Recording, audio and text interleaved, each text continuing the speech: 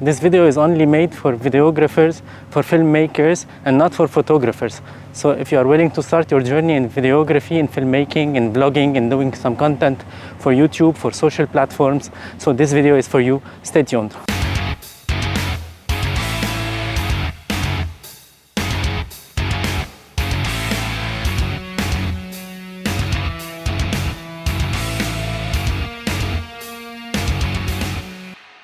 Sony has released a few days ago their new vlogging camera, the Sony ZV1F.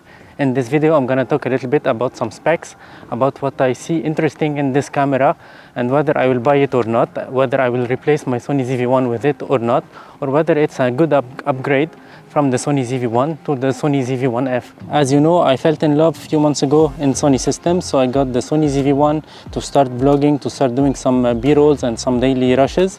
And then a few months after, I got the Sony ZV-E10, which has an APS-C sensor 3 times more than the Sony ZV1, which is a 1-inch sensor. The Sony ZV-E10, it has an interchangeable lens system, so you can achieve the look that you want based on the lens that you want and the aperture that you have on. So it's a good upgrade for me. The Sony ZV1 is a compact camera with a 24 to 70 millimeters equivalent focal length on a full frame sensor. It has a 1-inch sensor, as I said before, and it doesn't have any mechanical stabilization, so you can put the active stabilization on the camera and it will stabilize it electronically, but then you will crop the image and the 24 millimeters will become more or less 30 millimeters, which is not very good for vlogging. So Ulanzi sent me the WL1, the wide angle lens, which I can put on top of this camera, and I can get back the 24 millimeters when the stabilization is on. With that being said, the camera will not be compact anymore, so you'll add more weight and you will add more to the size, to the main size of the camera. Here's why the Sony ZV-E10 is a better choice. It has an APS-C sensor, 3 times more the sensor on the Sony ZV-1, and it has an interchangeable lens system, so you can add any lens that you want to achieve the look that you want. For example, Yongnuo and Viltrox are making great lenses for the Sony E-mount systems, and they are cheap and very affordable. Sony ZV1F came out 2 years after the Sony ZV1. It has almost the same size except for the lens system. It has a fixed lens for 20 millimeters equivalent on a full frame. It has almost the same size in all the aspects, and it is about 40 grams lighter than the Sony ZV1. They both have the same microphone system. Sony is working really hard on the audio quality to deliver the best audio quality possible on small compact cameras such as the ZV1, ZV1F, and even the Sony ZV-E10. The Sony ZV1F has a 20 millimeters compact prime lens with an aperture of f2.0, comparing to the Sony ZV1, which has a 24 to 70 equivalent with an aperture of 1.8 to 2.8, which is much brighter for the sensor. With active stabilization on, the Sony ZV1, the 24 millimeters become at about 30 millimeters, and I believe that on the Sony ZV1F, the 20 millimeters will become about 26 millimeters. The 26 millimeters is not a good focal length for vlogging, so you might use a gimbal to stabilize your shots in order to get the 20 millimeters, the real 20 millimeters focal length for your vlogging rushes. The Sony ZV1F has a filter thread on top of the lens, so I believe that Ulanzi and other manufacturers will make a wide angle lens adapted to this camera in order to vlog better with active stabilization on. So this is a good option. You can also add some filters, some ND filters, in order to have shutter speed the double of the frame rate to achieve a cinematic look for your footages. Sony ZV1 and Sony ZV1F, they both have a flip-out tilt screen. It's a nice feature for vlogging. It's very important to vlog, and you can see yourself and you can adjust the exposure and all the parameters. On the Sony ZV1, you can only track your focus with the touch screen while recording. On the Sony ZV1F, apparently you can start, you can stop recording, you can do some other adjustment to your settings, which is a very nice option for the Sony ZV1F. By the way, both cameras have the same batteries, so if you have the Sony ZV1, you can buy the Sony ZV1F and use the same batteries, because we know that these batteries doesn't stay long. The autonomy of these batteries is too short, so you cannot rely on only one battery for your shooting and for your footages, so you have to carry more batteries with you in order to shoot more and to get the footages that you want. So this is a good option to maintain the same batteries for these small cameras, but I really wanted to see something else on this new camera in order to get more autonomy and more shooting time in only one battery.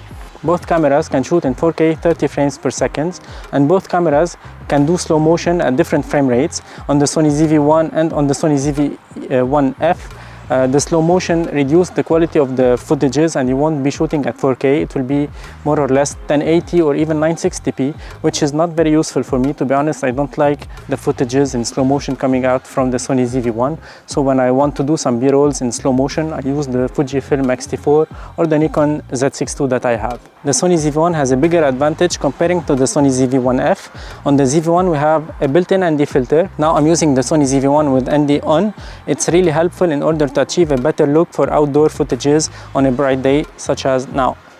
Let's talk a little bit about the common things on these two cameras. They both have product showcase, which is a really nice feature on the Sony system. I really love it. You can show up your products in an easy way and in a really professional way. They both have the focus and defocus button, so you can work more on your footages, not on the settings of the camera. And they both can maintain a proper exposure on the subject, on the face. It is really helpful for vloggers also. Concerning the form factors of the two cameras, they really look identical. The buttons are on the same positions, so if you are used to the Sony ZV1, it will be really easy for you to get used to the Sony ZV1F. On the Sony ZV1, you have the 1/4 inch thread really close to the battery door, which make it really difficult to open it if it is mounted on a tripod or on a gimbal. But on the Sony ZV1F, they addressed this issue and they put the 1/4 inch thread to the side, so it's easy now to open the door and change the battery or change the memory card. On the Sony ZV1, I have a base plate or a cage that I can put the camera on, and I can get more 1/4 inch threads, so I can mount the tripod on another 1/4 inch thread, and I can have access to my battery door and my memory card. They both have microphone ports. They doesn't have any headphone ports. They both have micro HDMI ports. The Sony ZV1F has a USB-C port to charge the camera quickly and to access the data, to transfer the data in a quick way. On the Sony ZV1, we have a micro USB. It's slow transfer rate and it's slow charging. It's an old fashion. So they addressed this issue on the Sony ZV1, which is a good option for this new camera. Concerning the prices of these two cameras, for the time I'm recording this video, the price of the Sony ZV1 has dropped to about 700 euros, comparing to 850 euros a few months ago. And the price of the Sony ZV1F is announced in France to be about 650 euros or 649 euros.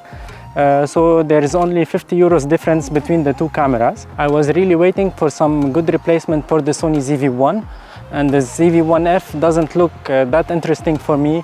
It's only 50 euros cheaper with much less options and much less things that I can do with. So I think that I will stick with the Sony ZV1 and the Sony ZV-10 for now. I have a short message to Sony if you are watching this one. I would like to have a vlogging camera for 900 euros or less with a 1-inch sensor as the one on the Sony ZV1F and the Sony ZV1 that has a focal length from 16 to 24 millimeters, which is really nice for vlogging, with internal stabilization, whether in the lens itself, whether an IBIS in body, which is really helpful. I'd like to have 5 stops and filters at least on the new camera, because now you can see that the 3 stops that I put on the camera is really not sufficient for this light coming from this side. I'd like to have the 5 stops on the camera internally. I'd like also the camera to be weather sealed for a certain limit. I'd like to have also good slow motion, maybe 120p for only 2K, not 4K, which is really good, and now all the action cameras can achieve this. Why not the Sony? I'd like also to see a bigger battery than the one on the Sony ZV1 and the Sony ZV1F, because autonomy is a must and we need to film more and to do more rushes, and small batteries are really limited, so I'd like to see a change on this issue also. So do you think Sony will launch a new camera soon called the ZV2 or the ZV1 Mark II? Let me know in the comment section below. That's it for today's video. The Sony ZV1F is a very good camera. I think it's more dedicated to vloggers who are using their smartphones today to film their rushes and their videos, so they can upgrade their game and film with a better quality using the 1-inch sensor on the Sony ZV1F. Let me know your thoughts in the comment section below, and don't forget to subscribe, like and share this video around. That motivates me a lot to make more videos and more content on this YouTube channel. Till another video, ciao!